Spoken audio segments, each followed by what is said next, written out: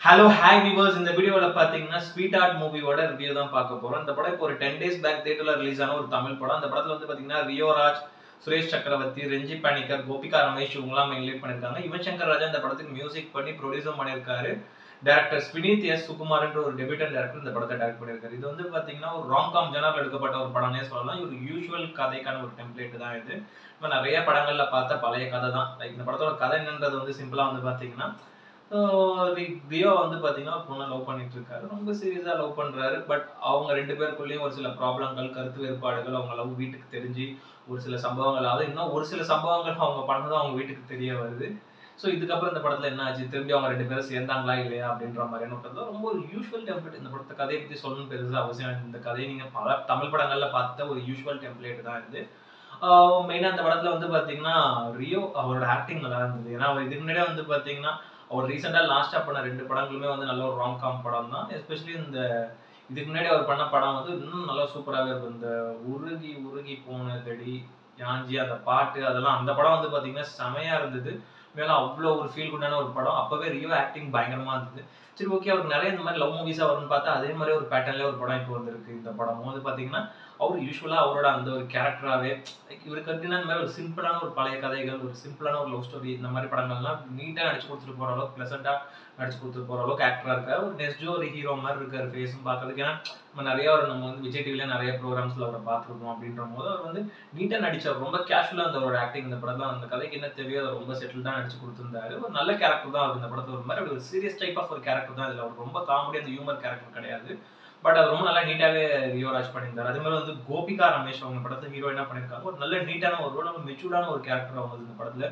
ரொம்ப சூப்பரா டேரக்டர் அவங்க கேரக்டர் டிசைன் பண்ணியிருந்தாரு. அவங்க ரொம்ப நல்லா நீட்டா நடிச்சு கொடுத்திருந்தாங்க. சூப்பரா இருந்த அவங்க ஆக்டிங் இந்த படத்துல. அதே மாதிரி சுரேஷ் சக்கரவர்த்தி அவர் இந்த படத்துல வந்து சின்ன ரோல் பண்ணியிருக்காரு. ஒரு தாத்தா ரோல் பண்ணியிருக்காரு. அவர் படம் பூராமே இந்த ஒரு ஆக்சிஜன் வச்சுட்டு தான் பேசுறாரு. கொஞ்சம் ஃபன்னா இருக்கும் அவரோட பாடி லாங்குவேஜ். அவர் பேசி அவர் டைலாக்கே பேசினா கூட அந்த இடம்லாம் காமெடியா இருக்கும் அவருக்கு. ரொம்ப நல்லா இருந்துச்சு அவர் வர போர்ஷன். அதே மாதிரி ரெஞ்சி பணிக்கர் அவரில் வந்து பாத்தீங்கன்னா ஹீரோயினுக்கு அப்பாவா ஒரு ரோல், ஒரு சின்ன கேரக்டர் அவங்க நல்லா பண்ணியிருந்தாரு. மெயினா ஆக்ட்ரஸ் துளசி இந்த படத்துல வந்து பாத்தீங்கன்னா ரியோக்கு வந்து அம்மாவா பண்ணியிருக்காங்க. யூஸ்வலா வர அதே ஒரு ஹீரோ கேரக்டர் அவங்க அம்மா எப்படி இருப்பாங்க, இந்த மாதிரி லவ் பண்ற ஹீரோக்கு அம்மா எப்படி இருப்பாங்க, அந்த மாதிரியான ஒரு கேரக்டர், சப்போர்ட்டிவான ஒரு அம்மா ரோல் தான் நல்லா நீட்டா அவங்களும் பண்ணியிருந்தாங்க. பென்னா அருணாச்சலேஸ்வர் அவர் இந்த படத்துல வந்து பாத்தீங்கன்னா ரியோக்கு ஃப்ரெண்டா பண்ணியிருக்காரு. அவர் பண்ற ஃபன்லாம் படத்துல ரொம்ப ஒரு மாதிரி ஒரு 18+ காமெடியா தான். ஒரு சில இடங்கள்லாம் நல்லா தான் இருக்கும். சிம்பிளான ஒரு காமெடி தான். அந்த கேரக்டர் நம்ம எவ்வளோ வருஷத்துக்கு முன்னாடி பழைய படங்கள்ல பார்த்த அந்த ஒரு டைப் ஆஃப் ஒரு கேரக்டர் தான். எனக்கு இன்னும் அந்த படம் பார்க்கும்போது ஒரு 20 years பேக்ல போய் பார்த்த மாதிரி இருந்து எல்லா கேரக்டர்ஸும். என்னடா நம்ம பழைய படம் பார்க்குற ஒரு ஃபீல் ஆன மாதிரி தான் எனக்கு ஃபீல் ஆச்சு. இது ஒரு ரிலீஸ் ஆகிற படம் பார்க்குற மாதிரி. அந்த மாதிரி கேரக்டர்ஸ் எல்லாமே ரொம்ப ஒரு பழைய கேரக்டர்ஸ். நம்ம பழைய படங்கள்ல பார்த்த கேரக்டர்ஸ்னால எதுவுமே பெருசா அந்த அளவுக்கு இம்ப்ரெசிவ் ஆகல. பட் அவர் கேரக்டர் நல்லா நல்லா நீட்டா நடிச்சிருந்தாரு. அதே மாதிரி மியூசிக்கை பொறுத்தவரை யுவன் சங்கர் ராஜா சாங்ஸ் எதுவுமே அந்த அளவுக்கு பெருசா இம்ப்ரெசிவா இல்லை. பேக்ரவுண்ட் ஸ்கோர் ஓரளவுக்கு நல்ல நீட்டாவே போட்டிருந்தாரு. மெயினா யுவன் சங்கர் ராஜா படம்னாலே வந்து சாங்ஸ் எல்லாமே பிரமாதமா இருக்கும். பட் இந்த படத்துல வந்து ஒரு சாங் ஓரளவு ஓகேவா இருந்தது. ஒரு மெலோடி நம்பர் 1.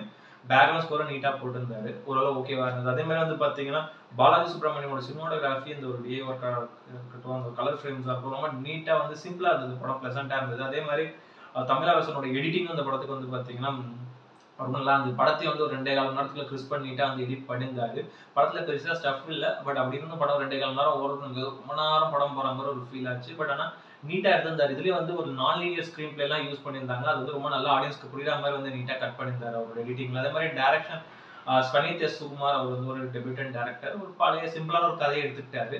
சரி, எப்பவுமே இந்த மாதிரி பழைய கதைகள் எடுக்கிற டேரக்டர்ஸ் என்ன பண்ணுவாங்கன்னா வந்து ஸ்கிரீன் பிளேல ஏதாவது ஒரு புதுமையா பண்ணுவாங்க. பட் இந்த படத்துல ஸ்கிரீன் பிளேல என்ன பொறுத்தவரைக்கும் ஏதோ ஒரு புதுமையான விஷயம்லாம் இல்லை. ரொம்ப ஒரு சிம்பிளான ஒரு விஷயம் தான். அது அப்படியே ஒரு மாதிரி கொண்டு போய் ஒரு சின்ன சின்ன ட்விஸ்டோட வச்சு படத்தை முடிச்சாரு. பிளஸ் இன்ட்ரெஸ்டிங்கான ஒரு ஒரு சில எலிமெண்ட்ஸ் இந்த படத்துக்குள்ளேயும் இருந்தது. 2-3 எலிமெண்ட்ஸ், எஸ்பெஷலி அந்த ஒரு இன்டர்வல் பிளாக்கா இருக்கட்டும், பிளஸ் அந்த ஒரு கிளைமேக்ஸா இருக்கட்டும்.